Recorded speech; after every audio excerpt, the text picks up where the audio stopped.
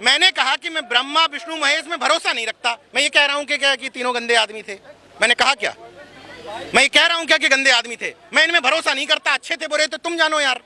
मैं यहाँ किसी भी व्यक्ति को या कार्यक्रम आयोजक किसी व्यक्ति को घर से पकड़ के लाए क्या कि चलो ऐसा करो? मेरी स्वेच्छा है। संविधान इस बात की इजाजत देता है।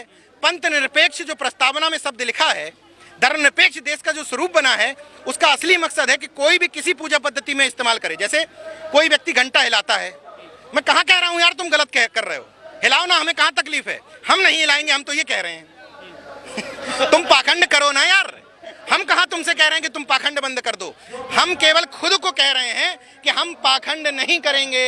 हम इन तथागतित जिनका कोई इतिहास नहीं है, जिनका कोई पुराण नहीं है, जिनको गलत तरीके से लोगों की भी। अच्छा, आपसे एक सवाल पूछ रहा हूँ, क्या संभव है मेडिकल साइंस के हिसाब से कि किसी के 10 सिर हो जाएं?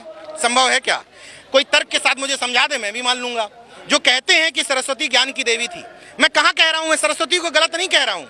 मैं धर्म के ठेकेदारों से विनम्रता के साथ हाथ जोड़ के पूछ रहा हूँ कि मैं चाहता हूँ कि इन जो मूर्ख लोग यहाँ बैठे हैं बौद्धिस्ट बनने के लिए, इन मूर्खों को मैं बताना चाहता हूँ कि सरस्वती ज्ञान की देवी थी। नहीं, पूरी बात सुन लीजिए। मैं चाहता हूं कि इन लोगों को पता चले सरस्वती ज्ञान की देवी थी। इसलिए मैं धार्मिक ठेकेदारों से कहता हूं कि भैया कितने तक पढ़ी थी, उनकी डिग्री बता दो। लेकिन सर कर्नाटक में कौन से यूनिवर्सिटी में गई थी, उनकी डिग्री बता दो। शिक्षा के क्षेत्र में कौन से यूनिवर्सिटी खोली थी, ये बता दो, ताकि मैं मंचों से इन मूर्खों को बता दूं। जब मुझे नहीं बताते तो मुझे कहना पड़ता है कि सावित्रीबाई फुले ज्ञान की देवी थी, उनने 10 विद्यालय खोले थे। आप चाहते हैं कि जातिवाद मिट जाए, ऊंच नीच का भेदभाव न रहे, और ये पोंगा पंथ जो कहा जाता है कि गणेश का सिर इस पे लगा दिया गया बिना ब्लड चेक किए हुए, आप इस तरह की बातों से मोड़ना चाहते हैं तो आइए, आपका स्वागत है। सर, आप देश में बौद्ध धर्म की दीक्षा दिलवा रहे हैं, लेकिन ये जो हिंदू धर्म है ना, ये पूरी दुनिया में फैल गया है, अटैची में बंद होकर के विदेश भी चला गया है। पहले एक बात क्लियर कर देता हूँ, मैं दीक्षा नहीं दिलवा रहा हूँ। मैं पत्रकार हूँ। मैं हर उस मंच पर मौजूद रहता हूँ जहाँ पर, मैंने फिर से कहा, मैं वैज्ञानिक और तार्किक व्यक्ति हूँ और मानववादी दृष्टिकोण रखता हूँ। ये 3 चीजें जिन मंचों पर होंगी, मैं अर्जक संघ के मंच पे भी दिखता हूँ, अम्बेडकर वादियों के मंच पे भी दिखता हूँ, बुद्धिस्ट के मंच पे भी दिखता हूँ, और जहाँ जहाँ मूल निवासी की बात होती है, इन तमाम सारे मंचों पर मैं मौजूद रहता हूँ। जहाँ पर तर्क विवेक की बात हो, जहाँ पर पाखंड अंधविश्वास की बात हो, जातिगत श्रेष्ठता की बात हो, वहाँ मैं नहीं दिखता। आप एक चीज बताओ, जितने भी डकैत हुए, जितने भी लुटेरे हुए, सब ने मंदिर जरूर बनवाए, सब ने मंदिर बनवाए, सब ने घंटे टंगवाए। क्यों करवाए? कि धर्म इन्हीं लुटेरों का अड्डा है। वो कहता है कि वहाँ लूट करके आओ, वहाँ मर्डर करके आओ और हमारी शरण में आ जाओ, हमारे घंटा चढ़ा दो, हमारे सोहीरा जबरा चढ़ा दो। वो नहीं कहता है। उस तथाकथित ईश्वर और आपके बीच का जो बिचौलिया है, जो आपसे पैसे खा रहा है, वो कहता है, वो बताता है। जब नोटबंदी हुई थी तो क्या मिट्टी की या पत्थर की मूर्ति ने कहा था कि ये वाले नोट नहीं चलेंगे हमारे यहाँ, ये बंद हो गए हैं? उस बीच के बिचौलिए ने कहा था कि ये नोट हमारे यहाँ चलने बंद हो गए। जिस देश में पत्थर की मूर्तियों को दूध पिलाया जा सकता हो, जिस देश में यहाँ जितने लोग खड़े हुए हैं उनमें से किसी से पूछ लो कि मुंह नोचवा या चोटी कटवा किसी के घर में आया था? लेकिन आया था। ये देश अफवाहों से चलता है, अफवाहों से, मूर्खता से चलता है। तो लोग वो चाहते हैं ना, नहीं लोग मजे लेते हैं ना उन चीजों में।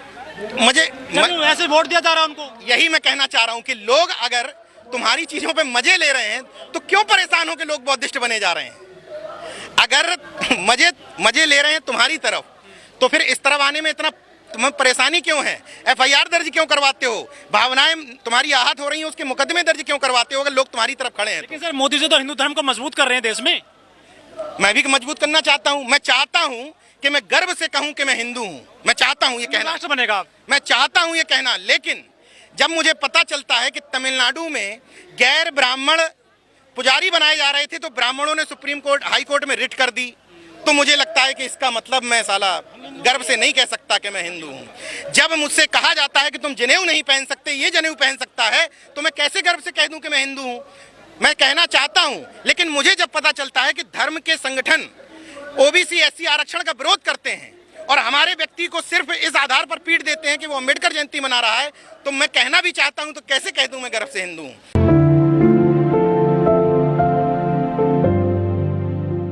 पटेल जी, आप लखनऊ में हैं, आज दीक्षा दी गई है यहाँ पर दलितों को, OBC को, बाकी और भी समाज के लोग हैं, क्या संदेश जाएगा सर इसका? दलितों या OBC को नहीं दी गई, उन लोगों को दी गई है जो पाखंड और अंधविश्वास से नफरत करते हैं, उन लोगों को दी गई है जो वैज्ञानिक चिंतन में मानववादी दृष्टिकोण में भरोसा रखते हैं, जो ये कहते हैं कि मानव मानव बराबर है। उस तरह का कोई भी व्यक्ति है, मैं तो सवर्णों का स्वागत करता हूं। आप मानववाद में भरोसा रखते हैं। जो गौमूत्र की बात करते हैं, देश में बहुत सारे लोग हैं, वो कोहिनूर बता रहे हैं गोबर को, गौमूत्र बेचा जा रहा है, और कैसा आपको विज्ञान चाहिए?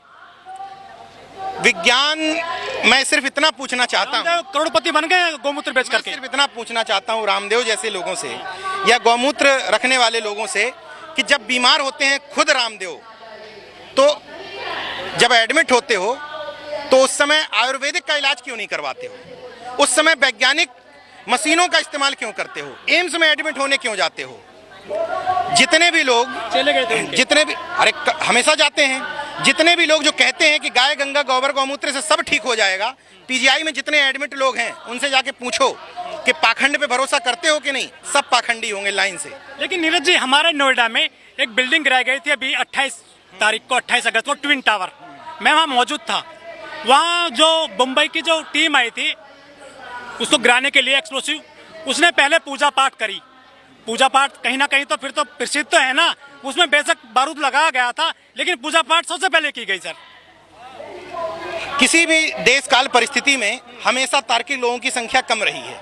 एक बड़ी बात बोल रहा हूं आपके चैनल पर, जो भीड़ होती है वो तो आसाराम बापू आज जेल से निकल के आ जाए तो उसके सामने भी हो जाएगी। तो भीड़ से जनता का जनमत तय नहीं होता कि यही सही है। हमेशा जो दार्शनिक लोग हों, एक दार्शनिक का नाम बता दीजिए जो ईश्वर की सत्ता पर विश्वास करता हो।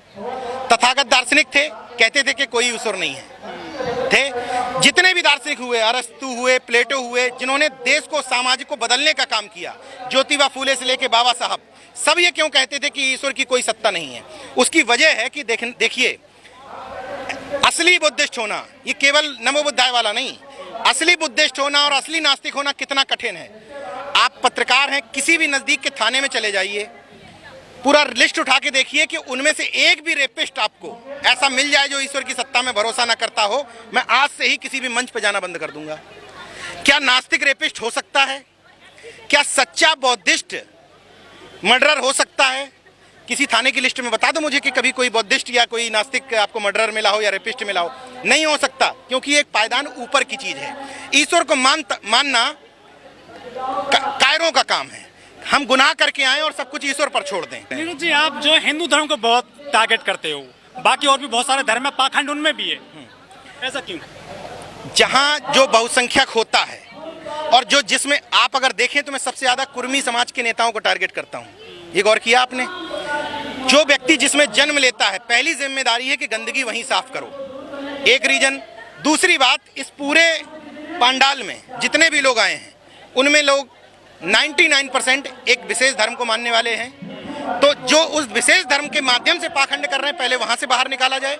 जब हिजाब की बात होती है तो मैं कहता हूं मुस्लिमों से कि हिजाब पहनना स्त्री मुक्ति नहीं हो सकती, ये स्त्रियों की गुलामी है। खुले मन से बोलता हूं, मेरे साथ जो भी मुस्लिम मन शेयर करता है वो वही शेयर करता है जो साइंटिफिक और वैज्ञानिक टेम्परामेंट का होता है। मुझे कतई नहीं पसंद कि मैं इस तरफ के पाखंड का विरोध करते हुए उस तरफ के पाखंड को अपने ऊपर ओढ़े रहूं, क्योंकि मैं ना राजनीतिक व्यक्ति हूं ना संगठन चलाता हूं। लेकिन जिस तरह से आप देते हैं वक्तव्य अपना, उससे लोगों की भावनाओं तो आहत होती है ना।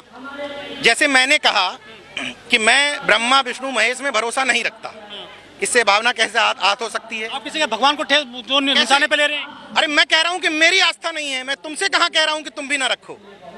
लेकिन प्रचार तो कर रहे हैं ना उस चीज का आप। मैं ये कह रहा हूं कि मैं इनको नहीं मानता। जैसे कोई अगर कह रहा है कि मैं बाबा साहब को नहीं मानता, तो इसको भी आप क्लॉज में लाइए कि भावनाएं आहत हो जाएंगी किसी की। कोई अगर कहेगा मैं ज्योतिबा फूले को नहीं मानता, तो ये नियम में लाइए ना कि ये कहने वाला कि मैं ज्योतिबा फूले में भरोसा नहीं रखता, इससे भी भावनाएं आहत होंगी। भावनाएं की डेफिनेशन संविधान में दी हुई है क्या?